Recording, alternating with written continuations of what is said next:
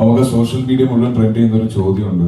റഷാക്കിന്റെ സമയത്ത് നമുക്ക് എനിക്കൊരു റോളക്സ് തന്നു, തിരിച്ച് ഞാൻ എന്താ കൊടുക്കുന്നതെന്ന് എല്ലാവരും ചോദിക്കുന്നുണ്ട്.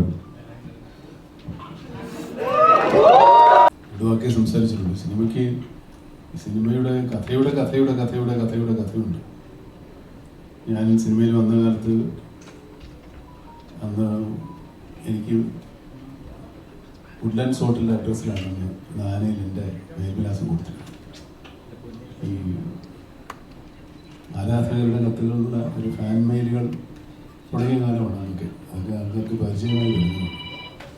ഒരു ഔട്ട്ഡോർ ഷൂട്ടിങ് കഴിഞ്ഞ് ഞാൻ ഹോട്ടലിൽ ചെല്ലുമ്പോൾ ചാക്ക് കത്തുകൾ ഉണ്ടാവുമായിരുന്നു. ശ്രീനിവാസൻ എൻ്റെ മദ്രാസിലെ നിത്യ സന്ദർശകനാണ്. ഒഴിവ് സമയങ്ങളിൽ ശ്രീനിവാസനാണ് കൂടുതലും കത്തുകൾ പൊട്ടിച്ച് വായിക്കുക. അപ്പോൾ ശ്രീനിവാസൻ്റെ കത്തുകളിൽ നിന്നൊന്ന് തിരഞ്ഞെടുത്താണ് പ്രിയപ്പെട്ട മമ്മൂട്ടി ചോട്ടൻ എന്നത്. ആ മമ്മൂട്ടി ചേട്ടൻ്റെ കഥയാണ് ശ്രീനിവാസൻ പിന്നീട് മുത്താരംകുന്ന പൊയ്യയിലെ ലിസിയുടെ കഥാപാത്രത്തിൻ്റെ അങ്ങനെയാണ് അടുത്ത വരുന്നത്. അതാണ് മമ്മൂട്ടി ചേട്ടൻ്റെ കഥ. ഇത് വേറെ ഈ സിനിമയിലെ കഥ. പിന്നീട് അതേ ആ ആരാധികയിൽ അന്ന് കത്തെഴുതിയ ഒരു ആരാധികയാണ് സിനിമയിലെ. പക്ഷേ ഇതൊരു വലിയ വിജയമാക്കി തന്ന എല്ലാ പ്രേക്ഷകരോടും എൻ്റെ ഭാഗത്തുനിന്നുള്ള ഒരു നന്ദി അറിയിക്കേണ്ട ഒരു ചുമതല എനിക്കുണ്ട്. അത് അറിയിച്ചു കൊടുക്കുന്നു. കൂടുതലൊന്നും പറയുന്നില്ല. സിനിമ വിജയത്തിലേക്ക് കുതിക്കട്ടെ എന്ന് ഒരിക്കൽ കൂടി ആശംസിക്കുന്നു. എല്ലാവർക്കും ആശംസ.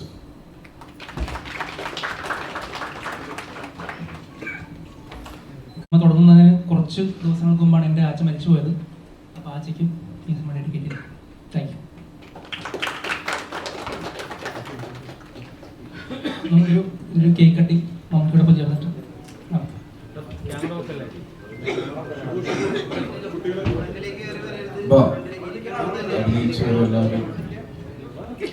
നമുക്ക് സോഷ്യൽ മീഡിയ മുഴുവൻ ട്രെൻഡ് ചെയ്യുന്ന ഒരു ചോദ്യമുണ്ട്. റഷാക്കിന്റെ സമയത്ത് നമുക്ക് എനിക്കൊരു റോളക്സ് തന്നു, തിരിച്ച് ഞാൻ എന്താ കൊടുക്കുന്നതെന്ന് എല്ലാവരും ചോദിക്കുന്നുണ്ട്. Thank you.